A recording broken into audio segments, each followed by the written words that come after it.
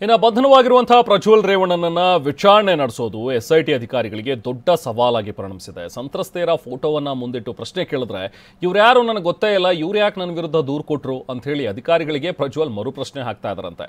SIT ವಿಚಾರಣೆಯ interesting ಕಥೆ ಹೇಗಿದೆ, ಹೇಗೆ ನಡೀತಾ ಇದೆ ವಿಚಾರಣೆ ಅನ್ನೋದ್ರ ಬಗ್ಗೆ ಹೇಳ್ತೀವಿ ನೋಡಿ.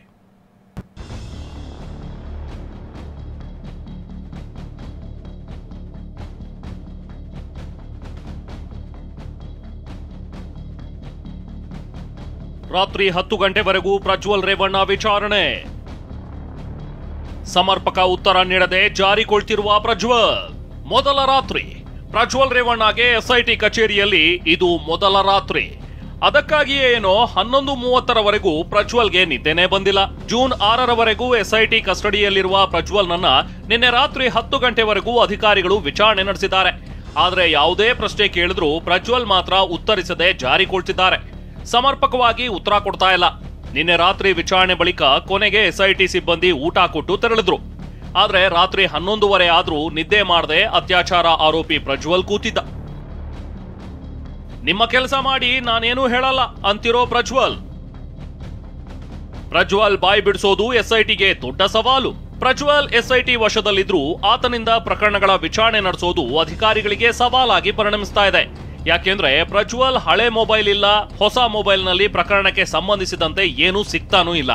ಏನೇ ಕೇಳಿದ್ರೂ ಜಾರಿಕೊಳ್ತಿದ್ದಾರೆ ಅತ್ಯಾಚಾರ ಆರೋಪಿ.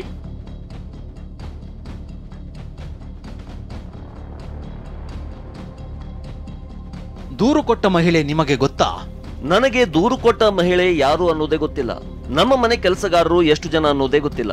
ತೋಟದ ಮನೆ, ಊರು, ಬೆಂಗಳೂರಲ್ಲಿ ಕೆಲಸದವರಿದ್ದಾರೆ. ನನ್ನ ವಿರುದ್ಧ ದೂರು ಕೊಟ್ಟವರು ಯಾರು? ಈ ಫೋಟೋದಲ್ಲಿರೋ ಸಂತ್ರಸ್ತೆ ನಿಮಗೆ ಗೊತ್ತಿಲ್ವಾ? ಈಕೆ ಯಾರೆಂದು ನನಗೆ ಗೊತ್ತಿಲ್ಲ. ಇವರನ್ನ ನಾನು ನೋಡಿಯೇ ಇಲ್ಲ. ನಾನು ಬೆಂಗಳೂರು, ಹಾಸನ, ದೆಹಲಿಯಲ್ಲಿರ್ತೀನಿ. ನನಗೆ ಇವರು ಯಾರು ಅನ್ನೋದೇ ಗೊತ್ತಿಲ್ಲ. ಇವರು ನನ್ನ ಬಗ್ಗೆ ಏನೆಂದು ದೂರು ಕೊಟ್ಟಿದ್ದಾರೆ? ಈಕೆ ಅತ್ಯಾಚಾರವಾಗಿದೆ ಎಂದು ದೂರು ನೀಡಿದ್ದಾರಲ್ಲ? ಹೌದಾ? ಅವರಿಗೆ ಹಾಗೆ ಆಗಿದೆಯಂತ? ಈ ವಿಚಾರಗಳು ನನಗೇನು ಗೊತ್ತೇ ಇಲ್ಲ. ಅವರಿಗೆಲ್ಲ ನಾನು ಯಾಕೆ ಹಾಗೆ ಮಾಡೋಕೆ ಹೋಗ್ಲಿ? ನನಗೆ ಅವರು ಯಾರು ಅನ್ನೋದೇ ಗೊತ್ತಿಲ್ಲ. 4 ವರ್ಷದ ಹಿಂದೆ ನಡೆದಿದೆ ಅಂತಾರೆ. ನನಗೆ ಅವರು ಯಾರು ಅನ್ನೋದೇ ಗೊತ್ತಿಲ್ಲ. ಯಾಕೆ ಆಗ ಅವರು ದೂರು ಕೊಟ್ಟಿರ್ಲಿಲ್ಲ? ದೂರು ಕೊಡದೆ ಇಲ್ಲಿಯವರೆಗೂ ಏನ್ ಮಾಡ್ತಿದ್ರಂತೆ? ನಾನು ಯಾರ ಜೊತೆಯೂ ಮಾತನಾಡಿಲ್ಲ. ಇವರು ಯಾರೆಂಬುದೇ ನನಗೆ ಗೊತ್ತಿಲ್ಲ. ನಿಮ್ಮ ವಿರುದ್ಧ ಸಾಲು ಸಾಲು ಆರೋಪಗಳು ಕೇಳಿ ಬಂದಿದೆಯಲ್ಲ? ಇದೆಲ್ಲ ಅವನೊಬ್ಬನ ಕೆಲಸ. ಅವನನ್ನ ಕರ್ಕೊಂಡು ಬನ್ನಿ, ಕಾರ್ತಿಕ್ ನನ್ನ ಕರ್ಕೊಂಡು ಬಂದು ವಿಚಾರಣೆ ಮಾಡಿ. ಆಗ ಇದಕ್ಕೆಲ್ಲ ಸರಿಯಾದ ಉತ್ತರ ಸಿಗುತ್ತೆ. ಮೊದಲು ಅವನನ್ನ ಅರೆಸ್ಟ್ ಮಾಡಿ ಕರೆತಂದು ಕೇಳಿ.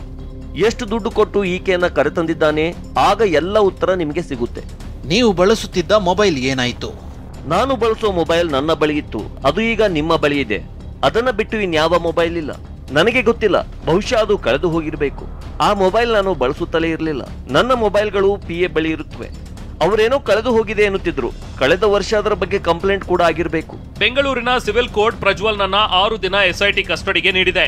ಹಾಗಾಗಿ 3 ದಿನಗಳ ಒಳಗೆ ಎಸ್ಐಟಿ ಸ್ಥಳ ಮಹಜರು ನಡೆಸಲು ಸಿದ್ಧತೆ ನಡೆಸಿದೆ.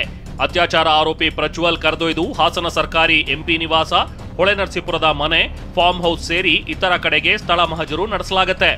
ಜೂನ್ 4ಕ್ಕೆ ಲೋಕಸಭಾ ಚುನಾವಣಾ ಫಲಿತಾಂಶ ಹಿನ್ನೆಲೆಯಲ್ಲಿ ಅದರೊಳಗೆ ಎಸ್ಐಟಿ ಮಹಜರು ಪ್ರಕ್ರಿಯೆ ಮುಗಿಸುವ ಸಾಧ್ಯತೆ ಇದೆ. ಜಗದೀಶ್ ಜೊತೆ ಕಿರಣ್ HV, TV9 ಬೆಂಗಳೂರು.